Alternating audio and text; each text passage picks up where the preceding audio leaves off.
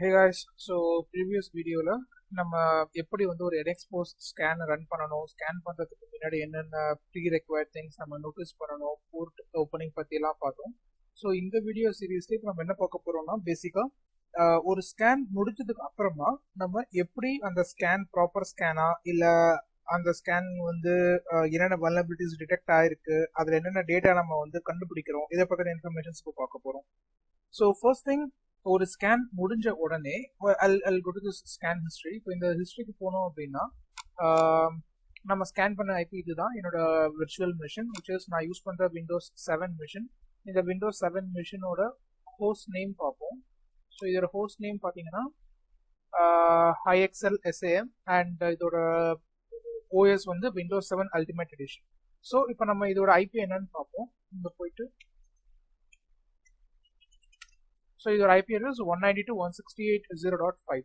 so 192.168.0.5 நான் இங்க scan பண்ணும்போது ஹோஸ்ட் நேம் கரெக்டா இருக்கு, OS ப்ராப்பரா டிடெக்ட் ஆயிருக்கு, and 12 vulnerabilities நம்மளுக்கு டிடெக்ட் ஆயிருக்கு இந்த ஸ்கேன்ல.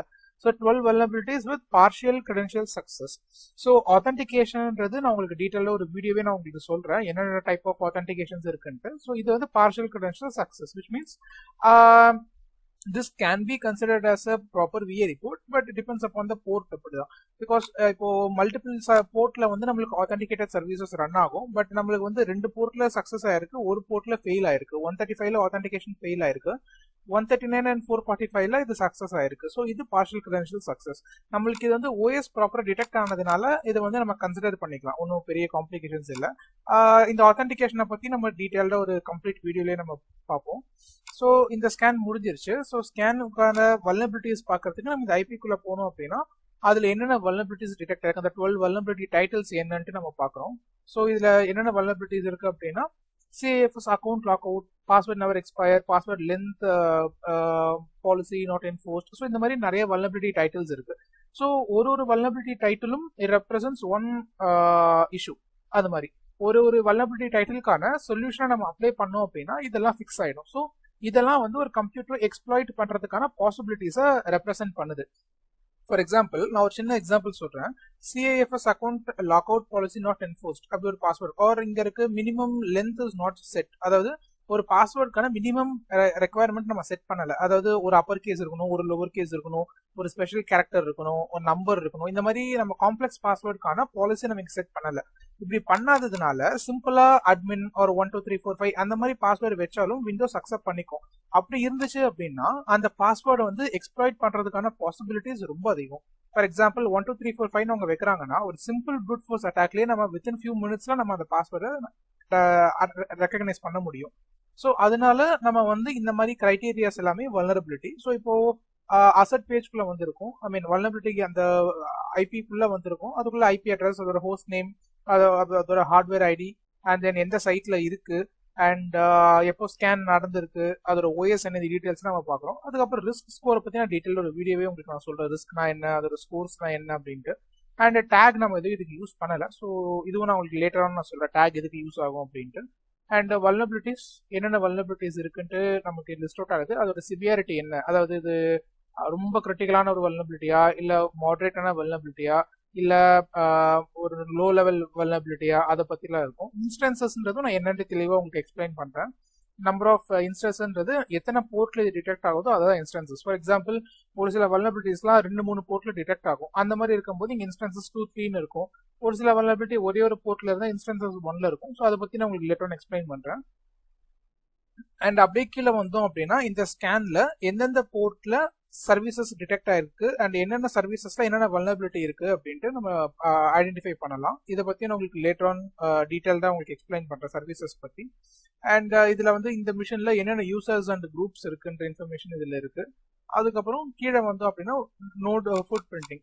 நோட் ஃபுட் பிரிண்டிங்ல வந்து பாத்தீங்கன்னா இந்த இடத்துல 0.85 இருக்கு. 1 இருந்துச்சு அப்படின்னா தட் இஸ் அப்சல்யூட்லி ரைட். 1.0 இருந்துச்சுன்னா அது வந்து ப்ராப்பரான OS டிடெக்ட் ஆயிடுச்சு. 0.85ல நம்மளுக்கு OS நேம் கரெக்டா வந்துருச்சு. ஸோ அதனால நம்மளுக்கு அது ப்ராப்ளம் கிடையாது, we can consider it. So இது 0.5 இருந்துச்சு அப்படின்னா இந்த இடத்துல ப்ராடக்ட் நேம் விண்டோஸ் 7க்கு பதில் மைக்ரோசாஃப்ட் விண்டோஸ் ரொம்ப ஸ்பெசிஃபிக்கா இல்லாம ஜெனரிக்கா இருக்கும். அதாவது OS நேம் வந்து எந்த அளவுக்கு நம்மளுக்கு இங்க சர்டினிட்டி அதிகமாகுதோ அந்த அளவுக்கு எக்ஸாக்ட் OS நேம் நம்மளுக்கு டிடெக்ட் ஆகும். ஸோ ஒரு சின்ன டெமான்ஸ்ட்ரேஷன் பார்ப்போம். ஸோ இப்போ இந்த இடத்துல வந்து நம்மளுக்கு ஒரு வல்னபிலிட்டி இருக்கு. CFS minimum password length policy not enforced அப்படின்னு ஒரு வல்னபிலிட்டி இருக்கு.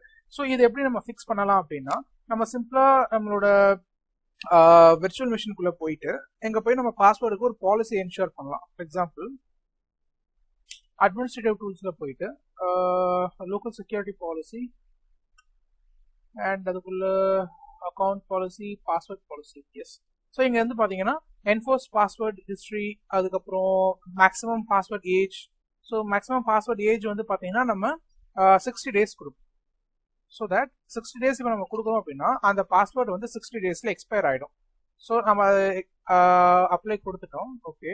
And minimum password age. Okay. And password length இருக்கு. ஸோ லென்த் வந்து பாத்தீங்கன்னா 8 characters இருக்கணும் அப்படின்ட்டு நம்ம மினிமம் செட் பண்றோம். அப்ளை கொடுத்துட்டேன். ஓகே. அண்ட் மீது காம்ப்ளெக்ஸ், எஸ் காம்ப்ளெக்ஸ் பாஸ்வேர்டா இருக்கணும். அப்ளை. ஓகே. அதாவது இந்த பாஸ்வேர்டு காம்ப்ளெக்ஸ் பாஸ்வேர்டா இருக்கணும் அப்படின்னா நான் கொடுக்குற மினிமம் ரெக்குவயர்மெண்ட்ஸ் எல்லாமே இருக்கணும். Strong password use. ஓகே. இது ரிவைசபிள் என்கிரிப்ஷன். ஓகே. ஸோ நம்ம இந்த கான்ஃபிகரேஷன்ஸ் எல்லாமே சேஞ்ச் பண்ணிட்டோம். ஓகே. ஸோ இப்போ நம்ம அகைன் இந்த ஸ்கேன் ரன் பண்ணுவோம். இப்போ 12 வல்னபிலிட்டிஸ் இந்த சிஏஎஃப்எஸ் பாஸ்வேர்ட் ரிலேட்டட் வல்னபிலிட்டிஸ் இப்போ நம்ம கிட்ட இருக்கு. ஸோ இப்போ நம்ம அகைன் இந்த ஐபியை நம்ம ஸ்கேன் பண்ணுவோம். ஸ்கேன் பண்ணி இந்த வல்னபிலிட்டிஸ் டிடெக்ட் ஆகுதா இல்லையான்ட்டு நம்ம செக் பண்ணி பார்க்கலாம். So as per my experience இந்த வல்னபிலிட்டிஸ் இப்போ வரக்கூடாது. சம்டைம்ஸ் வரலாம். அப்படி வந்துச்சு அப்படின்னா we may need to restart the services. ஒரு அந்த பர்டிகுலர் சர்வீசஸை ரீஸ்டார்ட் பண்ணலாம், ஆர் அந்த சிஸ்டமே ஒரு தடவை ரீபூட் பண்ணலாம் இஃப் பாசிபிள். அது மாதிரி ரீபூட் பண்ணோம் அப்படின்னா நம்மளுக்கு அந்த வல்னபிலிட்டிஸ் வந்து வைப் அவுட் ஆகும். ஸோ இப்போ நம்ம இங்கே வந்து லோக்கல் அக்கௌண்ட்டுக்கு பாலிசி செட் பண்ணியிருக்கோம். 60 daysல பாஸ்வேர்ட் எக்ஸ்பயர் ஆகணும். அண்ட் மினிமம் ரெக்குவயர்மெண்ட் வந்து 8 characters இருக்கணும். அண்ட் அந்த மாதிரி என்ஃபோர்ஸ் பண்ணியிருக்கோம். அண்ட் என்ஃபோர்சிங் பாஸ்வேர்ட் ஹிஸ்ட்ரின்றது என்னன்னா சேம் பாஸ்வேர்ட் நம்ம ரீயூஸ் பண்ணாம இருக்கிறதுக்காக யூஸ் பண்றது. பட் அது நம்மளுக்கு வல்னபிலிட்டியில அப்பப்போ பார்க்கல. நம்மளுக்கு வந்தது இந்த 2 கிரைட்டீரியா தான் நம்மளுக்கு இருந்துச்சு. அது காம்ப்ளெக்ஸ் பாஸ்வேர்ட் இல்ல அண்ட் பாஸ்வேர்ட் எக்ஸ்பயர் இல்ல அண்ட் அக்கௌண்ட் லாக் அவுட்டும் கொடுத்துருந்தாங்க. So account lock out policy நம்ம இங்க எனேபிள் பண்ணலாம். அக்கௌண்ட் லாக் அவுட் டியூரேஷன் வந்து பாத்தீங்கன்னா ஒரு நம்ம 3 இன்புட்ஸ் வச்சுக்கலாம். 3 இன்வாலிட் அட்டம்ஸ்க்கு அப்புறம் அக்கௌண்ட் லாக் ஆகணுன்ற மாதிரி நம்ம செட் பண்ணலாம். And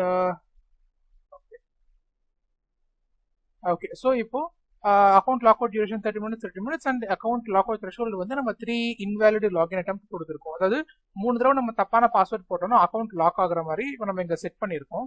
so let us see என்னென்ன வல்னபிலிட்டிஸ் இப்போ டிடெக்ட் ஆகுதுன்னு பார்ப்போம். மேபி இந்த அக்கௌண்ட் லாக் அவுட் வல்னபிலிட்டி மறுபடியும் வரலாம். அதை நம்ம ரீஸ்கேன் பண்ணோம் அப்படின்னா அது ரிசால்வ் ஆயிடும். So let us see. So scan is almost done. இப்போ எனக்கு தெரிஞ்ச இந்த சிஏஎஃப்எஸ் வல்னபிலிட்டிஸ் வரக்கூடாது. ஸோ நான் ப்ரீவியஸ் ஹிஸ்ட்ரியும் இப்போ வரப்போற ஹிஸ்ட்ரியும் நம்ம கம்பேர் பண்ணி என்னென்ன இருக்குன்றதை நம்ம கம்பேர் பண்ணி பார்த்தா நம்மளுக்கு டிஃபரன்ஸ் தெரியும். So now we have only 10 vulnerability. நம்மளுக்கு இப்போ 2 வல்னபிலிட்டிஸ் இல்ல. ப்ரீவியஸ் ஸ்கேனுக்கும் இந்த ஸ்கேனுக்கும் டிஃபரன்ஸ் பார்த்தீங்கன்னா 2 வல்னபிலிட்டி கம்மியா இருக்கு.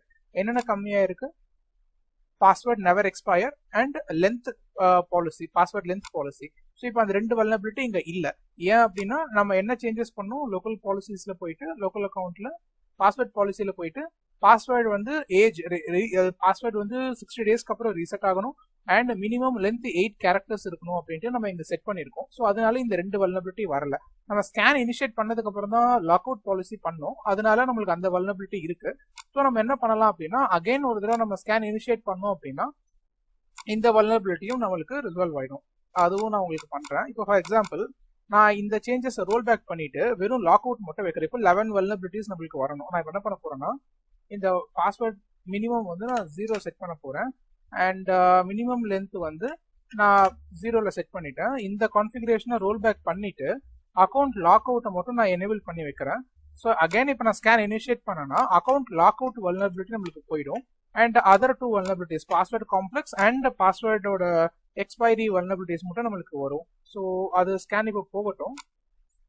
இந்த மீன் டைம் இதுல இந்த ஸ்கேன் ஹிஸ்டரிஸ்ல இப்போ நம்மளுக்கு அதுவே சஜஷன்ஸ் கொடுக்கும். அதாவது இப்போ இந்த ஸ்கேன்ஸ்குள்ள போனோம் அப்படின்னா வல்னபிலிட்டி டைட்டில் கீழே போனோம் அப்படின்னா நம்மளுக்கு சொல்யூஷன் கொடுக்கும். அதாவது லோக்கல் அக்கௌண்ட்ல வந்து மைக்ரோசாஃப்ட் விண்டோஸ்க்கு என்ன சொல்யூஷன்ஸ் கொடுத்துருக்காங்க அப்படின்னா அட்மினிஸ்ட்ரேட்டிவ் டூல்ஸ்குள்ள போங்க.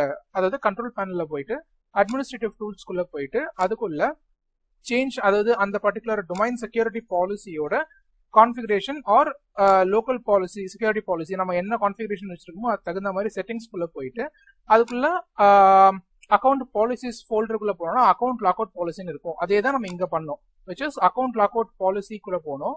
அக்கௌண்ட் லாக் அவுட் பாலிசிக்குள்ள போயிட்டு account lock out duration. So account lock out duration நம்ம 30 மினிட்ஸ் செட் பண்ணியிருக்கோம்.